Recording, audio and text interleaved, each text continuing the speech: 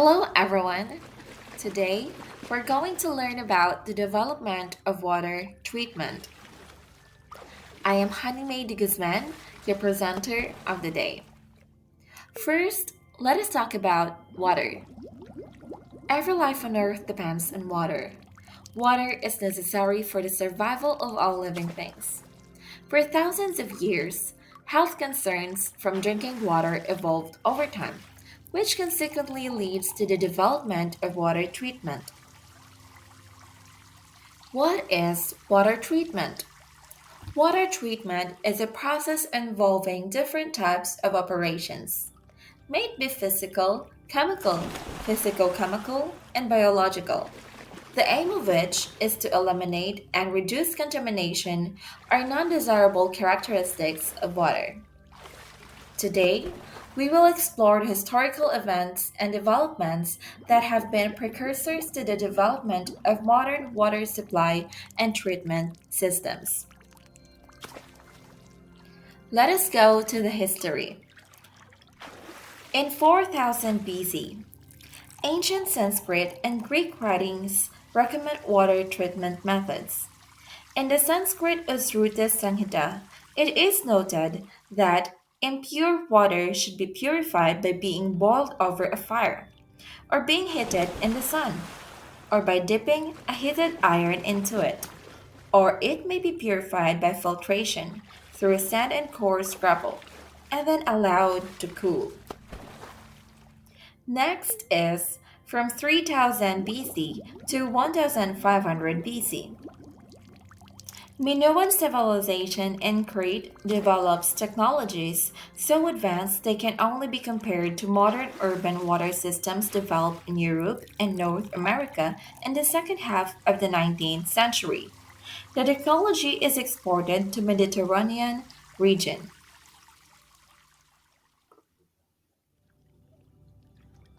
This is the Minoan civilization.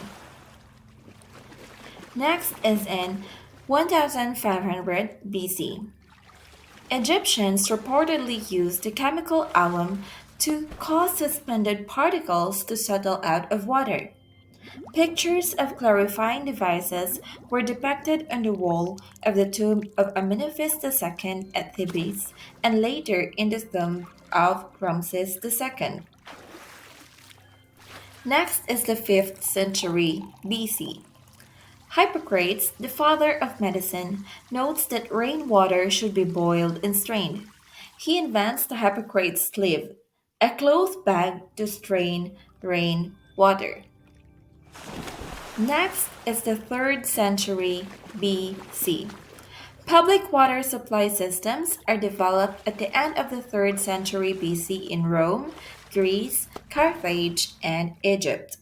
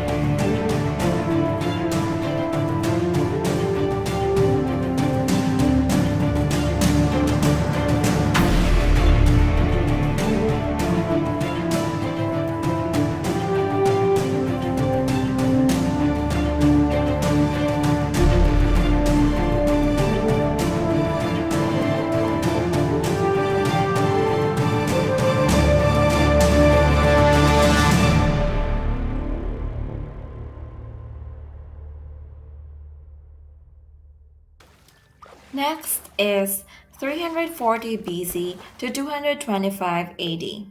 Roman engineers create a water supply system that delivers water 490 megaliters per day, or 130 million gallons per day, to roam through aqueducts. Now, this is the map of the aqueducts. So the city's aqueducts and their dates of completion were 312 BC in Aqua Appia, 272 BC Aqua Anio Vetus, 144 to 140 BC Aqua Marcia, 127 to 126 BC Aqua Tipula, 33 BC Aqua Julia, 19 BC Aqua Virgo, 2nd BC Aqua Alchitina, 38 to 52 AD Aqua Claudia, 38 to 52 AD Aqua Anio Novus, 109 AD Aqua Traiana, 226 AD Aqua Alexandrina. Following to that development is in 1703, in which French scientist Lahar presents a plan to French Academy of Science proposing that every household have a sand filter and rainwater cistern.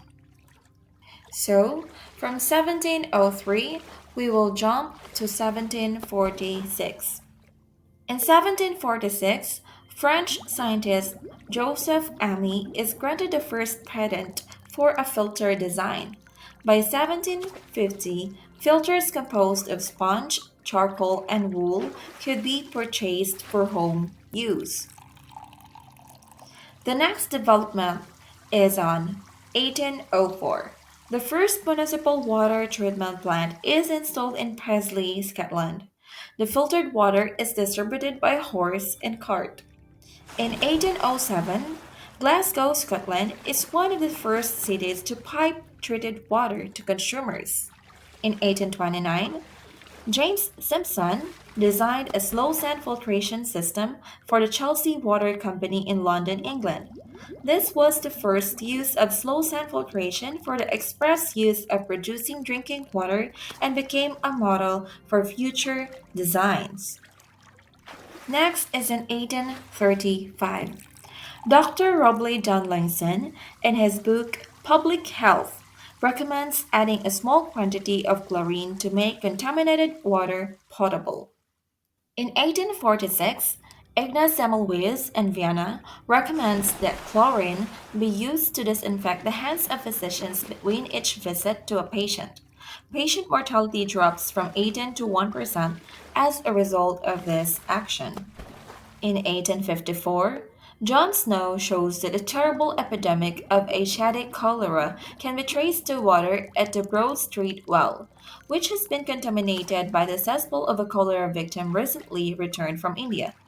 Snow, who doesn't know about bacteria, suspects an agent that replicates itself in the sick individuals in great numbers and exits through the gastrointestinal tract and is transported by the water supply to a new victim.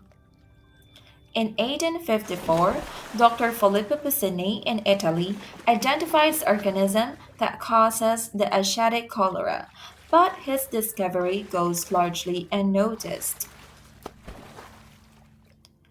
From 1854, we will jump into 1856, when Thomas Huxley, a civil engineer, advocates continuously pressurized water systems as a strategy to prevent external contamination. In 1864, Louis Pasteur articulates the germ theory of diseases. In 1874, slow sand filters are installed in Poughkeepsie and Hudson in New York. In 1880, Carl Eberth isolates the organism Salmonella typhosa that causes typhoid fever. In 1881, Robert Koch demonstrates in a laboratory that chlorine will inactivate bacteria. In 1883, Carl Zeiss markets the first commercial research microscope.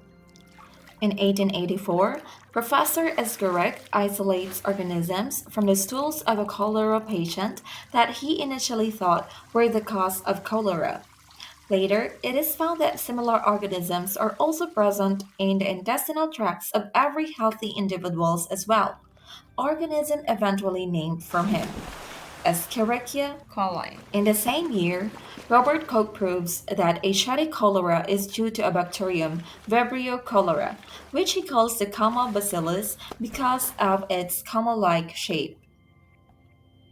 In 1892, a cholera epidemic strikes Hamburg, Germany, while its neighboring city, Altona, which treats in 1892, a cholera epidemic strikes Hamburg, Germany, while its neighboring city, Altona, which treats its water using slow sand filtration, escapes the epidemic. Since that time, the value of granular media filtration has been widely recognized.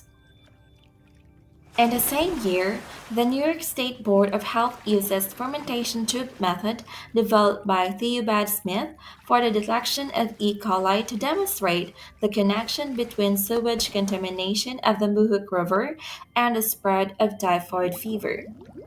In the next year, 1893, the first sand filter built in America for the express purpose of reducing the death rate of the population supplied is constructed at Lawrence, Massachusetts.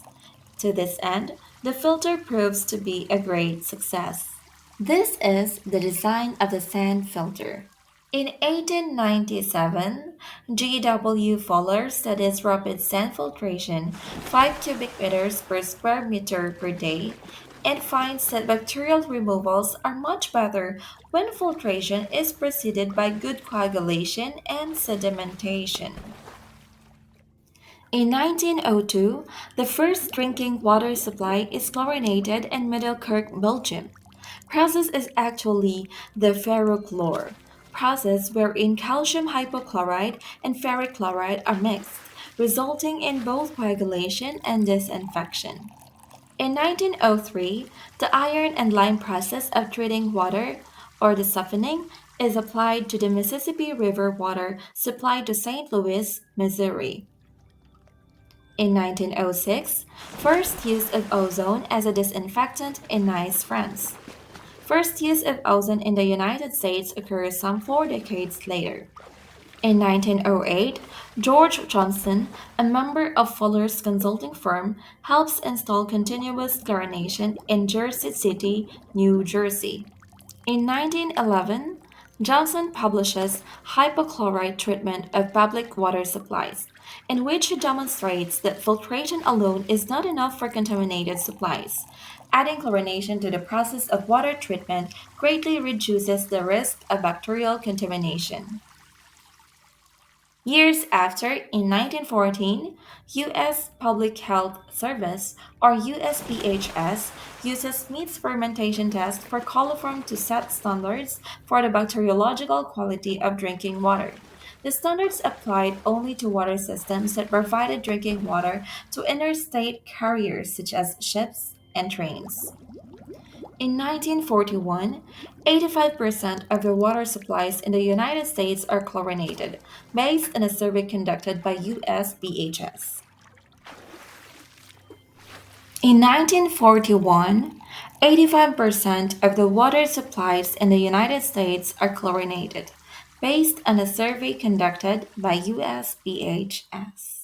And the next year, 1942, USPHS adopts the first comprehensive set of drinking water standards. In 1974, Dutch and American studies demonstrates that chlorination of water forms trihalomethanes.